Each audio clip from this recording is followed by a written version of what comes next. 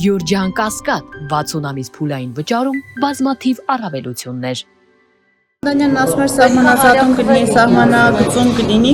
Դե սահմանազատում սահմանագծումը հարգելիս։ Հիմա այդ սահմանագծման սահմանազատման անվան տակ միակողմանի զիջում է արվել հայկական կողմի։ Ես այս օրինակը բազմիցս անգամ բերել եմ եւ մեկ անգամ եւս ուզում եմ ասել։ Ինչը վերաբերվում էր Կիրանց ոսկեպար հատվածին, այն ժամանակ ասում են, այս հատվածներից մենք զիջում ենք անում, Բերքաբերից 900 հեկտար ստանալու։ Անցել է բավականին երկար ժամանակ, տևական ժամանակ անցել, որևէ մի սանտիմետր, որևէ մի միլիմետր հող Բերքաբերի ուրեմն լճից այն կողմ Հայաստանի Հանրապետություն չի ստացել։ Չի ստացել։ Ինչու չհաջողվեց ձեզ պարոն Դանիելյան։ Ինչը չհաստատվեց, այդ ստանալը, որովհետև հենց դրա համար մենք ասում ենք, որ ադրբեջանական կողմը պատրաստ չի Հայաստանի Հանրապետությանը հետ սահմանազատման, սահմանագծման իրական գործընթաց անելու, որովհետև եթե մի կողմը պահանջում եւ ստանում է եւ այդ ստանալուց հետո այլևս Հայաստանի Հանրապետությունը տարածք չի ստանում այն պարագայում որ Հայաստանի Հանրապետության տարածքից օկուպացվել են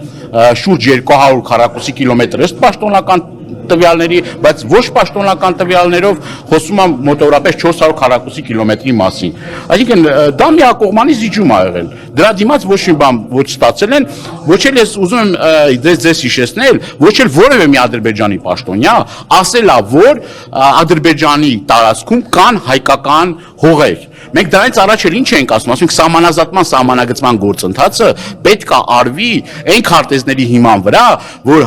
Հայաստանի Հանրապետությունը մտել է սովետական հանրապետության հետ։ Ըստ այդ քարտեզների Հայաստանի Հանրապետության տարածքը շուրջ 31000 քառակուսի կիլոմետր տարածք է։ Փոխվեց, որ Նիկոլ Փաշինյանը նախկինում ասում էր դեռ պետք են իրավական հիմքեր, արդյոք անկլավները Ադրբեջանին են պատկանում։ Չէ, այդպես չէր ասում, ասում էր իրավական հիմքեր չկան, ոչ թե ասում էր դեռ պետք է ասում են իրավական հիմքեր չկան։ Նշում են, որ պետք է տարածք ստանալ։ Դե դուք լսել եք Ադրբեջանի հայտարարությունները, ես լսել եմ, որ Հայաստանի Հանրապետության վարչապետը հայտարարել է Արցվաշենի մասին, Արցվաշենի մասին է հայտարարել, բայց ես ուզում եմ օկուպացված տարածքներից էլ դուրս կգան ադրբեջանցիները։ Հիմա ինչի համար է դա ասվում։ Ցույց կտա ժամանակը, բայց ես կարծում եմ, որ այդ հատվածներում Հայաստանի Հանրապետությունը հաշվի առնելով իր վերջին շրջանի վարած քաղաքականությունը, հերթական զիջումներն է նախապատրաստում եւ այդ զիջումների ֆոնին որոշակի առումով քարոզչական ֆոն է ստեղծում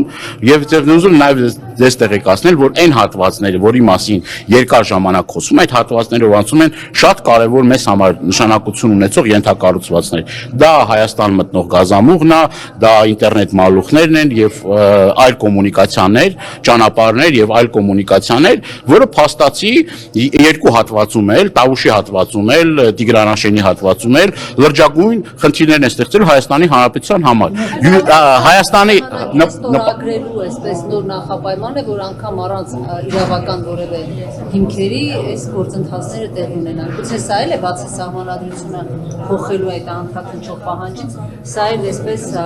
պետք է արագացնել գործընթացը, եթե ուզում եք այդ պայմանագիրը ստորագրվի։ Հնարավոր է, որ սա էլ առանց իրավական հիմքերի դա առաջ գնա։ Տեսեք, հաշվի առնելով նախորդիվ process-ները, որ կատարվել են Հայաստանի Հանրապետության կատարել են իշխանությունները